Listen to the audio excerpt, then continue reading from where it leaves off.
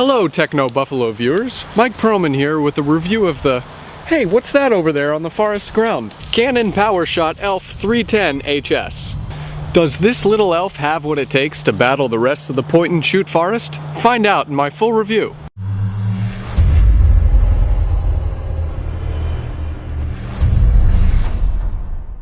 If you're looking for one of the best compact point and shoot cameras on the market, I've got it in my hand right here. It's the Canon PowerShot Elph 310 HS, and this is the follow-up to last year's PowerShot Elph 300 HS. And I have to say, not much has changed from last year. The internals of this camera, completely unchanged. It's got the same Canon HS system, 12 megapixel, 1/2.3 inch CMOS chip. Only this year, Canon has boosted the zoom to an 8x optical from last year's 5x optical zoom.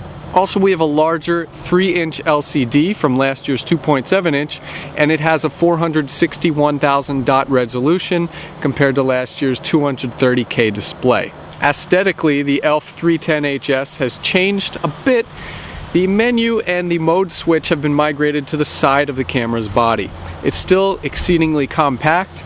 Let's check it out next to an iPhone. Now, since the Elph 310 HS features the same imager as last year, I was greeted to the same image quality. Image quality on this camera, for a point and shoot, fantastic. Colors were vivid, detail was there. Very few image aberrations that are so characteristic of a point and shoot camera. Just Canon has some of the best imaging in the point and shoot market. Now, as far as video, this camera takes 1080p HD videos at 24 frames per second. If you want 30 frames per second, you have to go to 720p. But video quality, very impressive as well. Audio quality, stereo audio quality, not bad. But I will say low light with this camera in video mode, not as sensitive, and that's something that I've seen throughout the years with point and shoot models. But as far as overall image quality on the Elph 310 HS, very, very good for its class, one of the best. Within the past few years, Canon has also simplified its point and shoot lineup. You won't find any manual or aperture or shutter priority modes on this camera, just program auto. And for a long shutter, this camera relies on long shutter mode, which allows it to go to 15 seconds.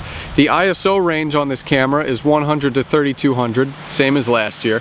But there's also a low light mode that lets you go down to 6400 at a reduced resolution. One thing I was a bit weary about was that Canon changed the aperture ratio on this camera. It now has a 3.0 maximum compared to last year's 2.7 maximum.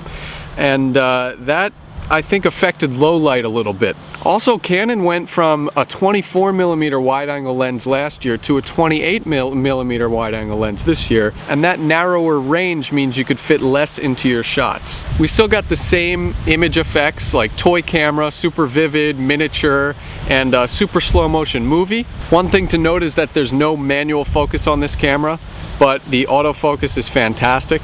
Especially in Smart Auto Mode. Smart Auto Mode has been revamped. It recognizes up to 32 predefined scenes, and it's one of the best auto modes on the market. This camera is super quick as well. From powering on to taking a shot, I clocked it in at 1.3 seconds. The firmware is exceedingly quick as well. You can rifle through options, menu selections. Playback is fantastic. It has auto rotate. So the Canon PowerShot Elph 310 HS is definitely one of the best options on the market. However, if you compare it to last year's Elph 300 HS, it's really not worth the upgrade. If you need to have the latest and greatest Canon, I say go for it. You can't go wrong with the Canon in the point and shoot realm. However, if you want to save, say $80, go for a $180 Elph 300 HS. It's still floating around on the internet. Go for it. I'm Mike Perlman, the Techno Buffalo camera specialist, so be sure to tune in for more camera reviews at technobuffalo.com and on the Techno Buffalo YouTube channel. See you guys later. Keep snapping.